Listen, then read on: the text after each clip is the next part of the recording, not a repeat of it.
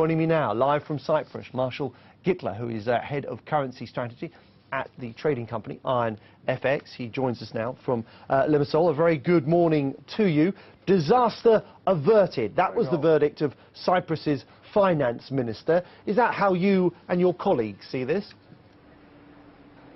Well, yes, the worst disaster was averted, but it's certainly not a good resolution for Cyprus by any means. I think the original deal that they had would have been much better, but the delay of the week and all the crisis made it much worse.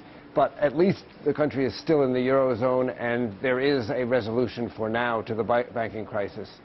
Yeah, ordinary savers appear to have been protected in a way they weren't initially. Is it the Russians, then, who are paying? Well, it's the Russians, it's some British people, and it's some Germans. A lot of the foreigners who have their money in here, and the companies. Anybody with more than 100,000 euros in these large deposits is going to get a haircut, and a much bigger haircut than they would have gotten under the original plan. So that's why I think the original plan would have been better. Okay, this avoids the collapse of the banking system, but I think they should have accepted the deal that they had at first. The banks will remain closed until further notice. Is the expectation there that when and when they do reopen, and they will have to at some point, people will be free to move their money wherever they choose? No, apparently there are going to be capital controls put on, temporarily at least, to slow the outflow of money, to prevent a wholesale bank run. That's going to be quite a drag on the economy here and on anybody trying to do business in Cyprus. Is it your expectation that there will be a run on the banks when they open?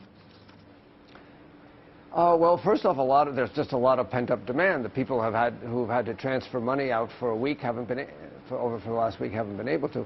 Second off, I think it's only natural that some people will be reconsidering whether to do business in Cyprus, and some people, even if they're going to stay here, may put their money outside the country for some time just to see how things settle. So yes, I think there would be an outflow of a substantial outflow. Can I just confirm, Mr. Gittler, that